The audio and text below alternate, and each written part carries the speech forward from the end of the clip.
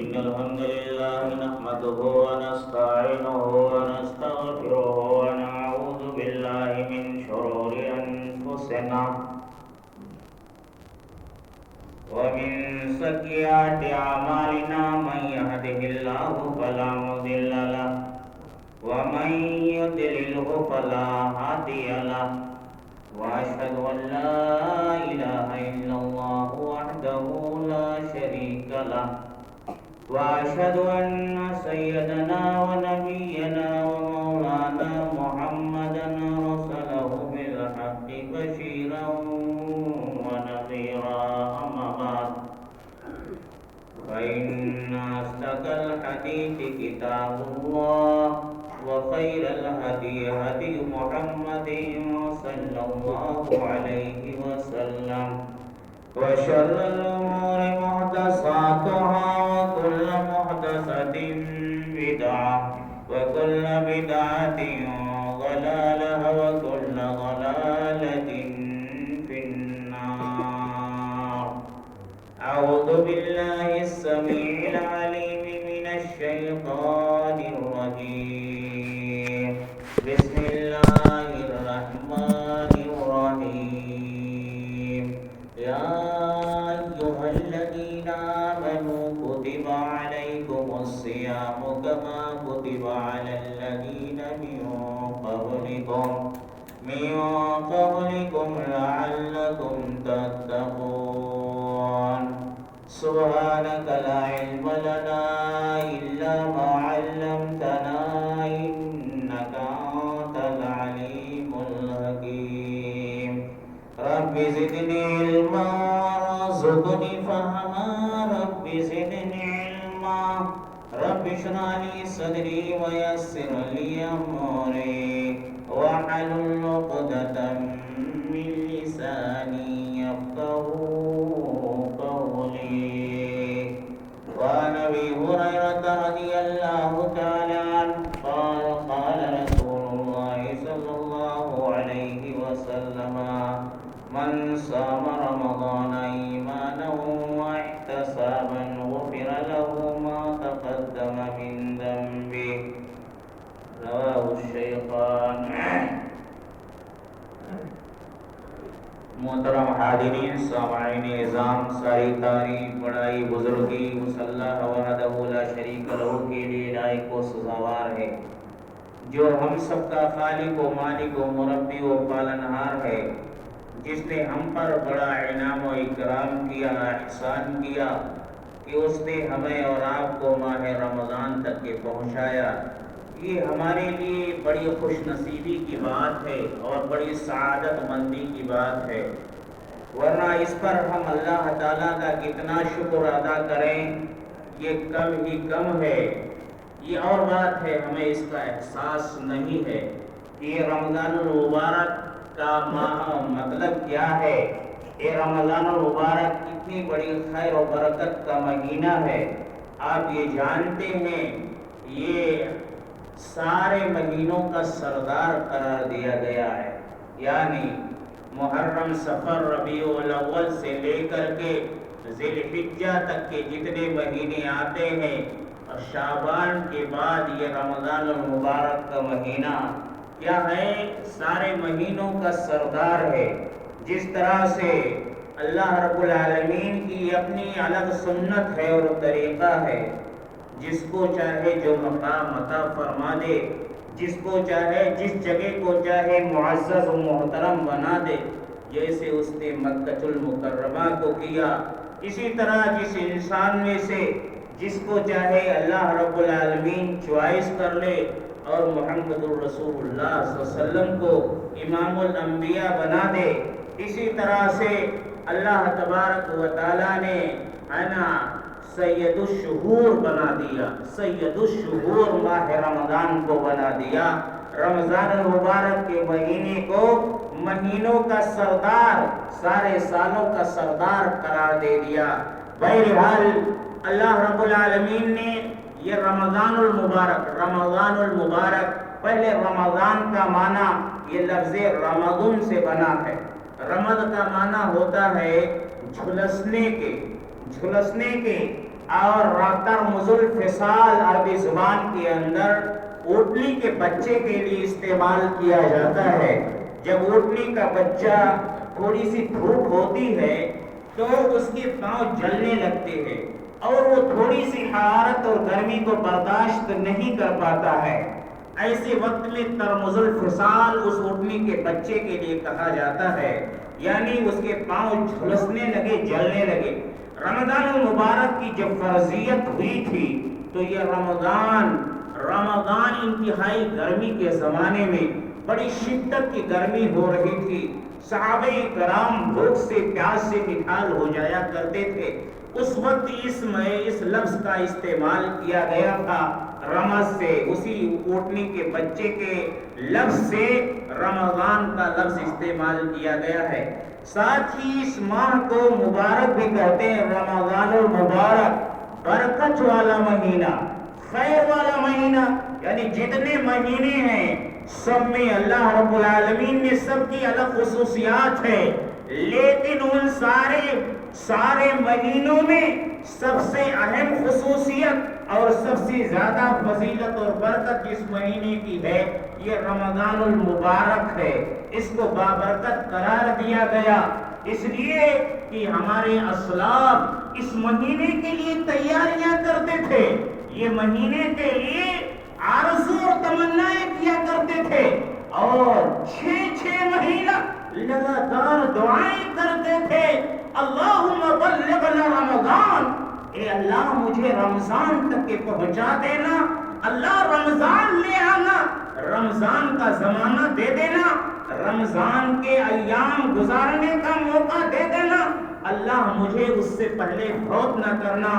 6 مہینہ تک کی دعائیں کرتے تھے اس رمضان کے لیے، یہ یعنی اس ماہ کی وہ عظمت کو سمجھتے تھے، اس ماہ کی اہمیت کو سمجھتے تھے کہ اس میں کیا خیر اور برکت اللہ نے رکھا ہے، اس لیے ان کی اندر یہ تڑپ تھی کہ اس ماہ کی ساری خیر و برکات کو حاصل کر لیا جائے۔ اور اسی طرح جب رمضان المبارک کا مہینہ گزر جاتا تو 6 مہینہ تک کے دعائیں کرتے تھے، اللہ رمضان میں جو عبادتیں ہم نے کیا ہے، نمازیں پڑھی ہو یا روزے رکھے ہو، صدقات و خیرات کیے ہو یا قرآن کی تلاوت کیے ہو، اے اللہ تو اسے قبول فرما لینا۔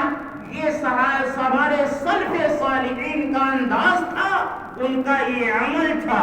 آپ جانتے ہیں یحییٰ ابن کثیر رحمت اللہ علیہ، حضرت یحییٰ ابن کثیر رحمت اللہ علیہ اس رمضان المبارک کے بارے میں کیا کہتے تھے؟ کہتے تھے اللہم سلمنی الی رمضان وسلم لی رمضان، اے اللہ مجھے سلامت رکھنا، رمضان تک کے زندہ رکھنا، اللہ رمضان مل جائے اس کے لیے ہمیں تو زندہ جاوید رکھنا، ہمیں سلامت رکھنا، ہمیں وفات نہ دینا، سلمنی لی ریلا رمضان، رمضان تک کے مجھے باقی رکھنا، اور سلم لی رمضان، اور رمضان کو میرے لیے سلامت رکھنا، ایسے سلامت رکھنا کہ رمضان میں اٹھ پٹانگ کام نہ کرے، کوئی لایانی فضول کام نہ کرے، اللہ ایسے سلامتی دینا کہ رمضان المبارک کے جتنے خیر و برکت ہوں سب کو میں حاصل کر لوں۔ اسی طرح یہ بھی دعا کرتے تھے کہ اللہ جب یہ رمضان ختم ہو جائے تو رمضان میں جو عبادت میں نے کیا ہے اسے بھی تو استقبال، اس کو قبولیت سے سلامت رکھنا، یعنی قبولیت کے ساتھ اسے محفوظ رکھنا۔ یہ یحییٰ ابن کثیر حضرت عمر فاروق رضی اللہ تعالی عنہ جلیل القدر صحابے، بہت بڑے انسان ہیں، بہت بڑے اللہ والے اور خلفائے راشدین میں سے ایک حضرت عمر کہتے تھے اے مومنو، اللہ نے ایک بار اور تمہیں موقع دیا ہے پاپ کو دھلنے کا، تطہیر ذنوب کے لیے۔ اللہ تعالیٰ نے اگر زندگی دیا ہے، اگر یہ صلاح اللہ نے تمہاری روح کو محفوظ تمہارے جسموں میں رکھا ہے تو اللہ نے کھیل کود کے لیے نہیں دیا، لہو لعب کے لیے نہیں دیا، موج مستیاں کرنے کے لیے نہیں دیا، الٹی سیدھی بکواس کرنے کے لیے وقت نہیں دیا ہے کہ ہم آتے ہیں ہمارے مصلی، ہمارے وہ بزرگ مصلی جو ان مسجدوں میں آیا کرتے ہیں، وہ ہمارے ان نوجوانوں کی عادتوں سے پریشان ہو گئے 3 ہی دن کے اندر، 3 ہی دن میں اتنی باتیں، اتنی بکواس، اتنی گندی حرکتیں، اتنی لڑائی جھگڑا، اتنی بکواس۔ ہم نے رمضان کی قدر کو نہیں سمجھا، اس کے لمحے لمحے کو گن لو، شمار کر لو، ایک ایک وقت، ایک ایک لمحہ، ایک ایک گھنٹہ ہمارے لیے نعمت ہے، نعمت، اور یہ نعمت چلی جائے گی، برباد ہوا، اور نعمت اگر گزر جائے تو برباد ہو جائیں گے۔ ہمارے اندر تقویٰ نہ آ سکے گا، نہ ہمارے گناہ پاک و صاف ہو سکیں گے۔ اس لیے ضرورت ہے کہ ہم ان ایام کی قدر کریں۔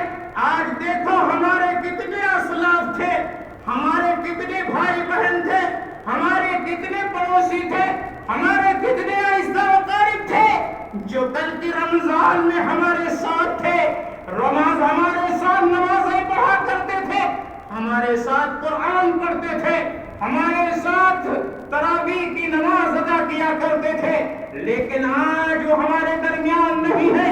اللہ رب العالمین نے انہیں اٹھا لیا۔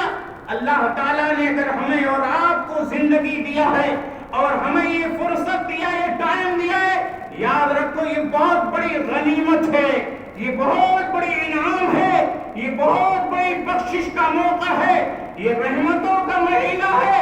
سرور کونین یہ تو ہمارے اسلاف تھے جو اس طرح سے آرزویں اور تمنائیں کیا کرتے تھے، وہ محمد یا ربی، وہ رحمت للعالمین، وہ محسن انسانیت جناب محمد رسول اللہ صلی اللہ علیہ وسلم کا انداز یہ تھا کہ رمضان المبارک جب آتا تھا تو آپ صلی اللہ علیہ وسلم اپنے صحابہ کو خوشخبری سناتے تھے، صحابہ کو خوشخبری سناتے تھے، آتاکم رمضان شہر مبارک، اے مسلمانوں تمہارے پاس رمضان آ گیا ہے، رمضان آ گیا ہے، بابرکت مہینہ آ گیا ہے۔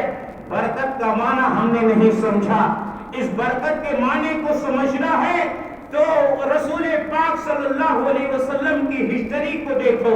اللہ کے نبی علیہ السلام حجۃ الوداع کرنے کے لیے، حج کے لیے جا رہے ہیں۔ آپ اپنے صحابہ کو اکٹھا کیے، سارے 1,24,000 صحابہ کو لے کر کے، بعض روایات میں آتا ہے 1,40,000 صحابہ کو لے کر کے آپ حج کے لیے روانہ ہوئے۔ اللہ کے نبی علیہ السلام کے پیارے صحابہ حج کے لیے جا رہے ہیں، راستے میں خاتون سے ملاقات ہوتی ہے جن کا نام ام سنان تھا۔ ام سنان سے ملاقات ہوتی ہے، اللہ کے پیارے پیغمبر نے ام سنان سے کہا کہ اے ام سنان، کیا تم میرے ساتھ حج نہیں کرو گی؟ کیا تم میرے ساتھ حج کے لیے نہیں چلو گی؟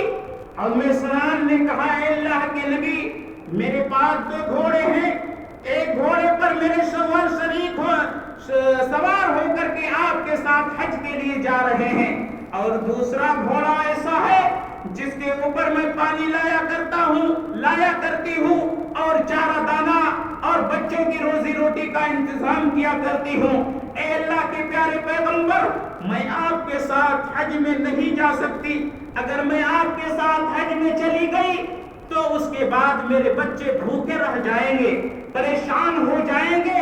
اے اللہ کے نبی، میرے شوہر آپ کے ساتھ جا رہے ہیں۔ اللہ کے نبی علیہ السلام نے کہا اے ام سنان، تم رمضان میں عمرہ کر لینا، رمضان میں عمرہ کر لینا، جتنا حج میرے ساتھ کرنے کا ثواب ہے اتنا عمرے کا ثواب تمہیں مل جائے گا یہ رمضان میں، یعنی حج کا ثواب تمہیں عمرہ کرنے کی وجہ سے رمضان میں ملے گا۔ اور ایک روایت کے اندر آیا کہ اے ام سنان، گویا کہ تم نے محمد رسول اللہ کے ساتھ حج کیا ہے، یعنی اتنا بڑا مقام ہے اس رمضان کا، اس رمضان کی یہ خیر و برکت ہے۔ آج ہم یہ خیر اور برکت کے مہینے کے اندر خیر حاصل کرنا نہیں چاہتے، ہم ایک دوسرے کو دعا نہیں دینا چاہتے۔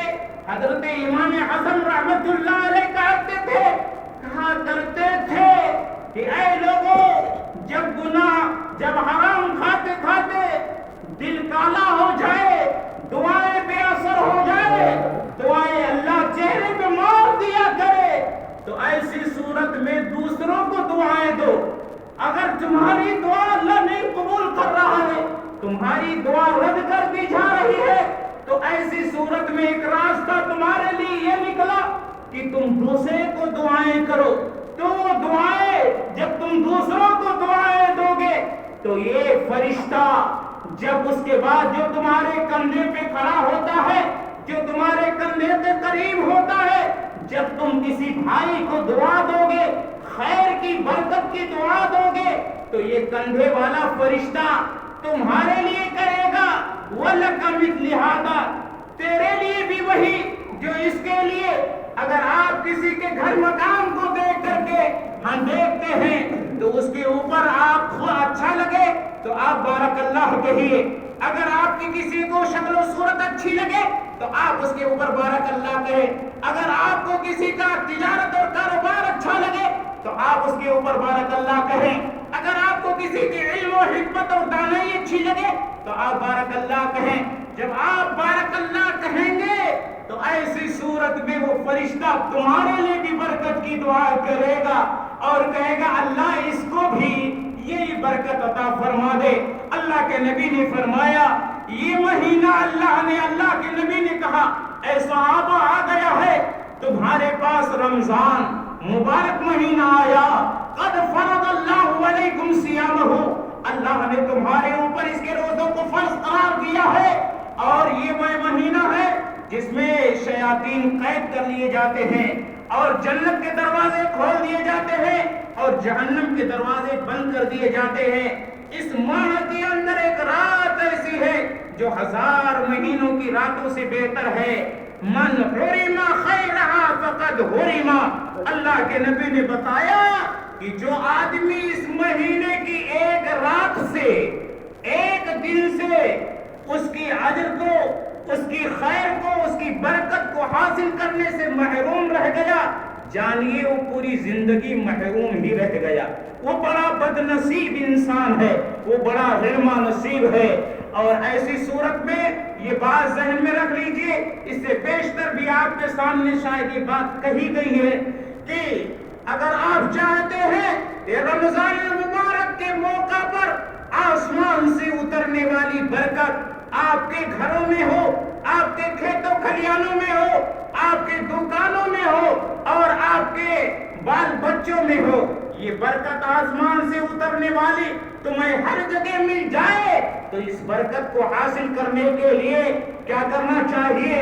سب سے پہلے آپ اپنے دل کو صاف کر لیجئے، پہلے آپ اپنے کینہ کپٹ بغض و حسد کو سینے سے نکال دیجئے، اپنے دلوں کی تطہیر کر لیجئے، اپنے قلوب و اذہان کو پاک و صاف کر لیجئے، ہے نا؟ تو ایسی صورت میں آسمان سے اترنے والی ہر برکت ملے گی، آسمان سے اترنے والی ہر خیر جو اترے گی رمضان کے راتوں اور دنوں میں اللہ تبارک و تعالیٰ اسے فیضیاب فرمائے گا۔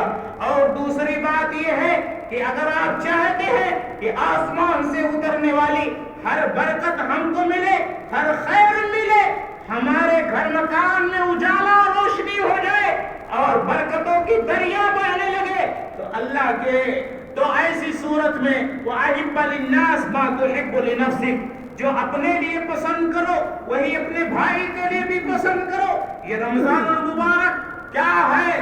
یہ چاہتا ہے کہ اس کے بعد ایک دوسرے کے ساتھ بھلائی کے ساتھ پیش آئیں، ایک دوسرے کے ساتھ ہمدردی کے ساتھ پیش آئیں۔ یہ ہمدردی کا مہینہ ہے، مواسات اور غمخواری کا مہینہ ہے، ایک دوسرے کے دکھ درد کو دیکھنے کا مہینہ ہے۔ ایسے وقت میں دیکھیں جبکہ ہمارے پاس پڑوس کے اندر لوگ رہ رہے ہوں، لاچار اور مجبور ہوں، کلاش اور محتاج ہوں، جنہیں اچھا کھانا، اچھا پانی، اچھا افطار نہ مل رہا ہو، ہم ان کا انتظام کر دیں۔ وَأَحِبَّ لِلنَّاسِ مَا تُحِبُّ لِنَفْسِكَ۔ آج تو معاملہ یہ ہے کہ رمضان کے نام پر سب قیمتیں بڑھ جاتی ہیں۔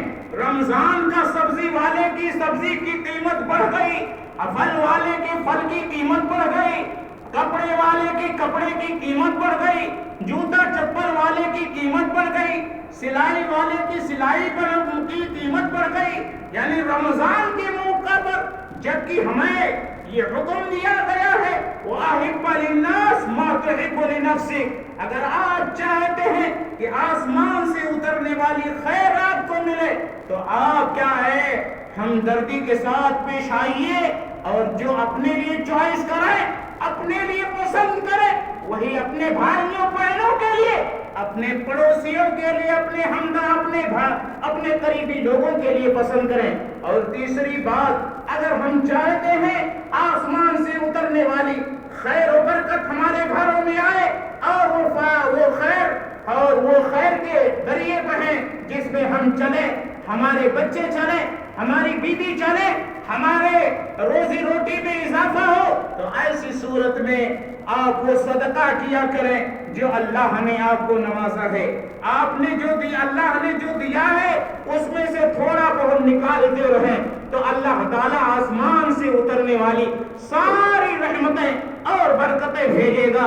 حضرت ابو امامہ باہلی رضی اللہ تعالیٰ عنہ آئے پیغمبر اسلام جناب محمد رسول اللہ صلی اللہ علیہ وسلم کے پاس، اور بابا باہلی کہنے لگے اے اللہ کے نبی ایسا عمل بتا دو جس کو کرنے کے بعد جنت میں چلے جاؤ، یا کوئی ایسا کام بتا دو جس کو کرنے کے بعد دنیا بھی بن جائے آخرت بھی بن جائے، دنیا میں بھی فائدہ ملے آخرت میں بھی فائدہ ملے۔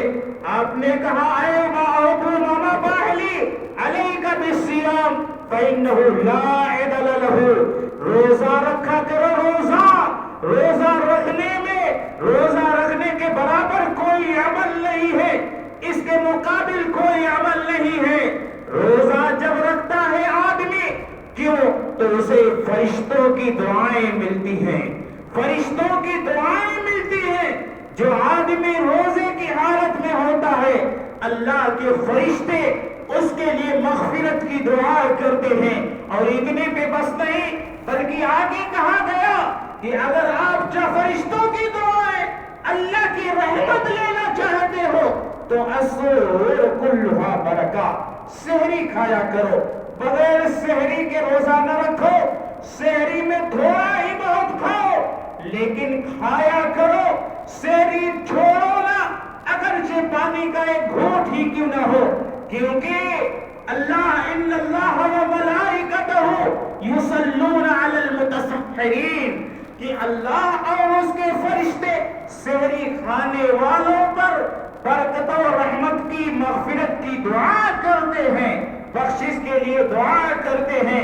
اور یاد رکھیں سحری میں سب سے زیادہ بہتر چیز جس کو اللہ کے نبی علیہ الصلوۃ والسلام نے بتایا وہ کیا ہے؟ سحری میں التمر، کھجور کھاؤ، کھجور کھاؤ، گھر میں، گلے میں، اناج میں، سب میں برکت ہوگی۔ ایک زیادہ نہ تو ایک کھجور سحری میں کھایا کرو، اس سحری کا، اس ایک کھجور کی برکت یہ ہوگی کہ آپ کے گلے اور اناج میں، آپ کے کھانے اور پانی میں اللہ تعالیٰ برکت عطا فرمائے گا اور آپ کو یہ برکت حاصل ہوتی رہے گی۔ تو ایسی صورت میں فرشتوں کی دعائیں ملتی ہیں ایسے ان لوگوں کے لیے جو روزہ رکھا کرتے ہیں، اور کچھ لوگ ایسے ہیں جو دین عمل ایسا ہے جس کو آدمی کر ڈالے تو اس کا کوئی اجر کا کوئی حساب و کتاب ہی نہیں ہے، اللہ لمیٹڈ، یعنی بے شمار، اس کی کوئی حد اور انتہا ہی نہیں ہے کہ آپ کو اللہ کتنا ثواب دے دے گا، کتنا اجر دے دے گا، کتنا بدلہ دے دے گا، اس کا کوئی صلہ ہی نہیں مقرر کیا گیا ہے۔ کون کس چیز ہے؟ ایک تو الصیام ہے، روزہ ہے، کل عمل ابن آدم لہو الحسنۃ بعشر امثالها یضاعف لہو الحسنۃ بعشر امثالها الی 700 ضعف۔ اللہ کے نبی نے فرمایا کہ ہر عمل، یعنی انسان جو کرتا ہے، آدم کی اولاد جو بھی نیکیاں کرتی ہے، ہر نیکی کا بدلہ اسے 10 گنا سے لے کر کے 700 گنا تک ملتا ہے، 10 گنا سے لے کر کے 700 گنا تک کے ملا کرتا ہے۔ لیکن الا الصوم، مگر روزہ کو چھوڑ دیجئے. روزہ کا عمل، روزہ ایک ایسی عبادت ہے، روزہ ایک ایسا عمل ہے کہ اللہ تعالیٰ فرماتا ہے کہ فَإِنَّهُ لِي وَأَنَا أَجْزِي بِهِ، روزہ میرے لیے ہے اور اس کا صلہ اور بدلہ میں دوں گا. کتنا دے دوں، کتنا اجر دے دوں، اس کی کوئی حد نہیں ہے. آپ کی نیت کیسی، آپ کا خلوص کیسے، کیونکہ روزہ دار روزہ رکھتا ہے تو اس کے اندر دکھاوا نہیں ہوتا ہے نا. آپ جانتے ہیں وضو بنا رہا ہے، وضو خانے پہ کوئی نہیں ہے، گھر میں ہے، گھر میں وضو بنا رہا ہے، نہا رہا ہے، پانی سامنے موجود ہے، لیکن اللہ کا ڈر، اللہ کا خوف، اللہ کی خاطر وہ ایک گھونٹ پانی بھی منہ میں جانے نہیں دیتا ہے، اور اگر گیا بھی ہے تو اس کو حلق سے نیچے اتارنے کی کوشش کرتا ہے. یہ ہے روزہ ایک ایسی عبادت ہے جس میں ریاکاری اور دکھاوا نہیں ہے. باقی نماز ہے، ذکر و اذکار ہے، تلاوت قرآن ہے، صدقہ و خیرات ہے، حج اور عمرہ ہے اور دیگر عبادتیں ہیں. ان کے اندر ظاہری طور پر دکھاوا ظاہر ہو جاتی ہے کہ آدمی اس کو کچھ ہے نا، آدمی کے اندر کچھ کمانڈ پیدا ہو جاتا ہے، کچھ اس کے اندر خوش فہمی پیدا ہو جاتی ہے کہ میرے اس عمل سے فلاں خوش ہو جائے گا، فلاں خوش ہو جائے گا، فلاں میرا صدقہ دیکھ کے خوش ہو جائے گا، میرے حج پر میری تعریف بڑائی ہو جائے گی، میری نماز پر میری بداثرائی ہوگی. بہرحال اس طرح سے یہ ظاہری عبادت ہے، لیکن روزہ ایک ایسی عبادت ہے جس میں دکھاوا نہیں ہے، ریاکاری نہیں ہے، اس کے اندر خلوص ہے، للہیت ہے اور یہ باطنی ہے. آدمی نیت کرتے ہی روزے میں داخل ہو جاتا ہے. آدمی سوچتا ہے کہ میں روزہ رکھوں گا اور اسی روزے میں اللہ تعالیٰ اس کو داخل فرما دیتے ہیں اور یہ کہیے کہ پورے روزے کا ثواب اسے دے دیا جاتا ہے. فرشتے ہماری نماز اور صدقات و خیرات اور دیگر عبادتوں کو دیکھ کر کے لکھتے ہیں، لیکن روزہ ایک ایسی عبادت ہے جس کو فرشتے دیکھ کر کے نہیں لکھ پاتے ہیں، بلکہ اللہ تعالیٰ ان کی نیتوں کو جانتا ہے اور نیت کے مطابق اسے ثواب دیتا ہے. اس لیے روزے کی کوئی حد اور حساب نہیں ہے. یہ ایسی عبادت ہے، اس کو آپ اپنا خلوص سے رکھیے اور اس کے حقوق ادا کریے. روزے کا حق کیا ہے؟ صرف نماز پڑھ لینا. نماز بھی وہ بھی اب ہمارے نوجوان آتے ہیں، یہ نئے نئے نمازی آتے ہیں جو رمضانی مسلمان ہیں، جو آج مؤذن اور امام کو بھگا دینا چاہتے ہیں، جن کو جگہ نہیں دینا چاہتے ہے نا، اور مسلمان جو برابر 5 وقتہ نمازوں میں آتے تھے پیچھے لائنوں میں رہتے اور رمضانی مسلمان آگے سب میں پہنچنے کی کوشش کرتے ہیں. تو ایسی عبادت نہیں. اس عبادت کو آپ خلوص سے کریے اور یہ سوچ ہم نے اس سے پہلے خطبوں کے اندر بیان کر دیا ہے کہ نماز پڑھیے، نماز کا حق ادا کریے. نماز ہی عبادت ہے. یہ ظاہری ٹھوکر مار کر کے اور نکلنا، جیسے قید سے نکلے ہیں، جیل سے کچھ چھٹی ملی ہے، ایسے تو ہم نکلتے نا ابھی ٹوٹ پڑیں گے، سنت بھی نہیں پڑھیں گے. یارو سنت بھی کھا کے بیٹھ گئے اور ہم نے نوافل اور سنت کی حفظ سے پہلے خطبے دیے. کتنی مقام ہے، کتنی عظمت ہے. قیامت کے دن جب تمہارے فرائض ختم ہو جائیں گے تو اللہ نوافل کے ذریعہ سے حق والوں کے حقوق ادا کریں گے. یہ فرائض ختم ہو جائیں گے تو یہی نفلی نماز ہے، یہی نفلی روزے، یہی نفلی صدقات و خیرات، یہی نفلی عبادتیں تمہارے کام آئیں گی قیامت کے دن، اور حق والوں کے حقوق اللہ ان سے ادا فرمائے گا. اس لیے نمازیں بڑے ڈھنگ سے پڑھو، اور خشوع و خضوع سے پڑھو. ہم نے یہ بھی بتایا ہے کہ اللہ نے جب جنت کو پیدا کیا تو جنت سے سوال کیا تھا من يدخل فیہا، اے جنت بتا تیرے اندر کون لوگ آئیں گے. جنت کو پیدا کیا، جنت سے سوال کیا، جنت بتا تیرے اندر کون لوگ آئیں گے. تو جنت نے قرآن کی ایک آیت پڑھا تھا قد افلح المؤمنون الذین هم فی صلاتهم خاشعون. وہ مسلمان کامیاب و کامرا ہوں گے جو اپنی نمازوں میں عاجزی و انکساری اختیار کرتے ہیں، نہایت سکون کے ساتھ، اطمینان کے ساتھ رکوع و سجدہ کرتے ہیں. قیام کرتے ہیں، نہایت سکون کے ساتھ دعائیں کرتے ہیں، ذکر و اذکار کرتے ہیں، تسبیح و تحلیل کرتے ہیں. ایسا نہیں کہ سلام پھر کچوٹا لگا، شیطان نے مارا، ارے نکل نکل کتنا ٹائم دے گا یہاں پہ بیٹھ کر، ایسے ہی ہمارے نوجوان نکل کر کے بھاگتے ہیں. تو یہ عبادت نہیں ہے. قد افلح المؤمنون الذین هم فی صلاتهم خاشعون. روزہ رکھتے ہوئے نماز ڈھنگ سے پڑھیے اور سکون و اطمینان کے ساتھ پڑھیے. اور شور ہنگامہ یہ تمہارا گھر نہیں ہے، جیسا چاہو لڑو جھاڑو گالی گلوچ کرو آ کر کے جس طرح یہاں اپنا نانا شراب کام کرتے ہو، ہو دنگئی اور موج مستیاں کرتے ہو. یہ جگہ نہیں ہے، یہ اللہ کا گھر ہے، یہ ادب اور احترام کی جگہ ہے. اور اسی طرح وہ احترام کرو جیسے کہ اللہ اور اس کے رسول کے نام سے ڈرتے ہو، اللہ اور اس کے رسول کے پیغام سے ڈرتے ہو. اسی طرح سے اللہ کے اس گھر سے کی عظمت کو بجا لاؤ. جب بھیگا مستیاں تم کرتے ہو تو غیر تو کرے گا ہی. نماز میں لات نہیں ماریں گے تو کیا ماریں گے؟ نماز پڑھتے ہی ایسے ہی نمازیوں کو لات مارا جاتا ہے جن کا دل اور تعلق جدا جدا ہوتا ہے. ظاہری طور پر مسجد میں بیٹھے ہیں، دل اور دماغ کہیں اور ہے، کسی اور جگہ لگا ہوا ہے، کسی اور کے پیچھے لگا ہوا ہے، کسی اور کاروبار میں لگا ہوا ہے. ایسی نمازیں کام نہیں آنے والی ہیں اور ایسی نمازوں کا کوئی صلہ نہیں ہوتا ہے. ایسی نمازیں چہرے پہ مار دی جاتی ہیں. ابھی آپ کی نماز دیکھی جائے گی، کتنے سکون و اطمینان کے ساتھ تم نے نماز پڑھا ہے، پھر یہ نماز آسمان پہ جائے گی. اور اگر آپ نے نماز کو صحیح ڈھنگ سے نہیں پڑھا ہے، نہ صحیح دعا پڑھا، نہ صحیح رکوع کیا، نہ سجدہ کیا، نہ قیام کیا، تو پھر ایسی صورت میں آپ کے چہرے پہ مار دی جائے گی. اور ایک بات میں بتا دوں کہ ہم ایسے جو نمازی ہیں اکثر و بیشتر سلام پھیرنے کے بعد کوئی ادھر بھاگتا ہے، کوئی ادھر بھاگتا ہے، کوئی ادھر چہرہ کرتا ہے، کوئی ادھر کرتا ہے. یہ غلط ہے. کوئی چہرہ ادھر پھیرتا ہے. آپ رحمت خدا بندی آپ کے سامنے ہوتی، آپ کے سامنے اللہ کی رحمت ہوتی ہے. آپ اللہ کی رحمت سے وہ پھیر رہے، ادھر پہ چہرہ پھیر رہے، ادھر پھیر رہے، کوئی ادھر چہرہ بن جاتا ہے، کوئی ادھر. سلام پھیرنے کے بعد آپ کا رخ آپ کے سامنے ہونا چاہیے، اللہ کی رحمت آپ کے سامنے ہوتی. تو میں کیا بتایا کہ روزہ ایسی عبادت ہے جس کا انلمیٹڈ ثواب ہے، کوئی نیکی لکھی ہی نہیں جا سکتی ہے.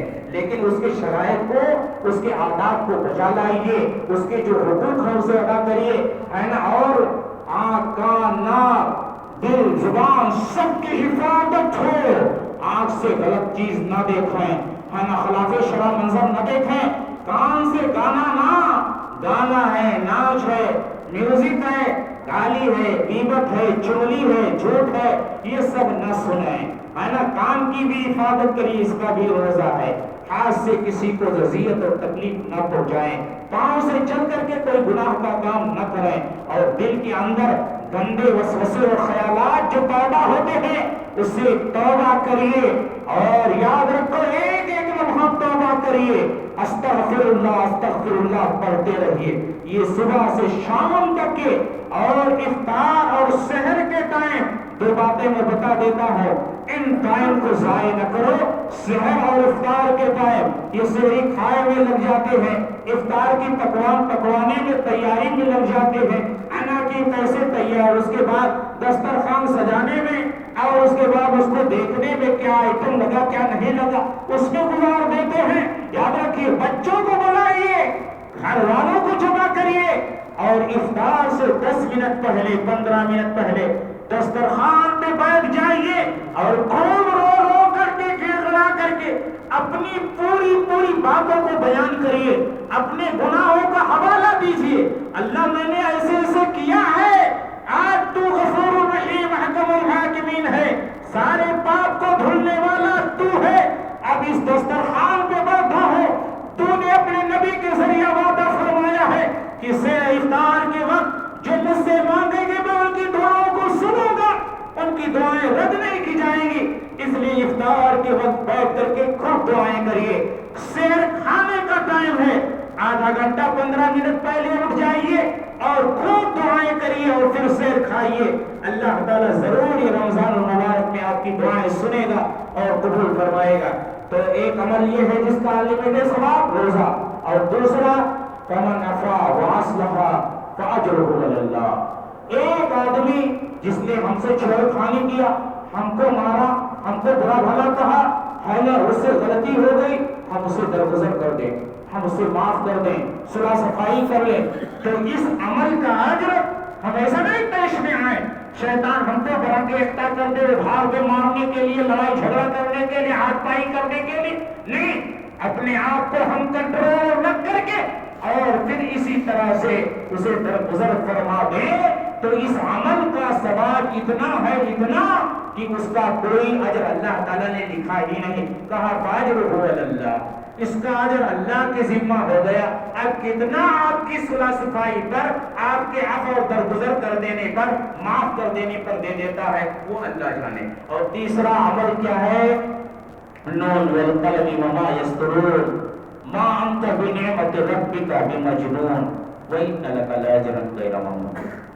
جو آپ دین کے لیے تانا، گالیاں، الٹی سیدھی بات سنیں، اگر آپ کو آپ کی داڑھی کی وجہ سے تانا دیا جا رہا ہے، آپ کو نماز پڑھنے کی وجہ سے تانا دیا جا رہا ہے، آپ کو صدقہ و خیرات کی وجہ سے تانا دیا جا رہا ہے، آپ کو اسلام پر چلنے کی وجہ سے تانا دیا جا رہا ہے، گالیاں دی جا رہی ہیں، اناپ شناپ بکا جا رہا ہے، اس پہ آپ صبر کریے تو آپ کو انلمیٹڈ ثواب ہے۔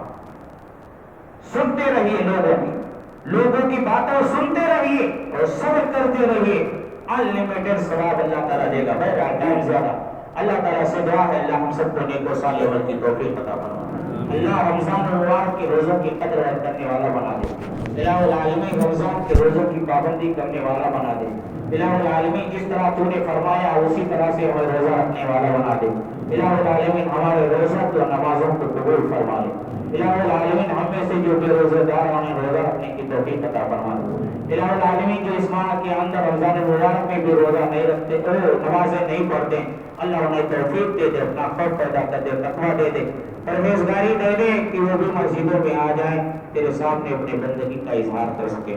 الہ العالمین اس دنیا میں جب تک کہ ایمان اسلام کی حالت میں زندہ، اللہ موت دے تو ایمان اسلام کی حالت میں موت دے۔ قولی ھذا واستغفر اللہ لی ولکم ولسائر المسلمین، بارک اللہ لنا ولکم فی القرآن العظیم ونفعنا وإیاکم بالآیات والذکر الحکیم، انہ تعالی جواد کریم علیکم الرؤوف الرحیم۔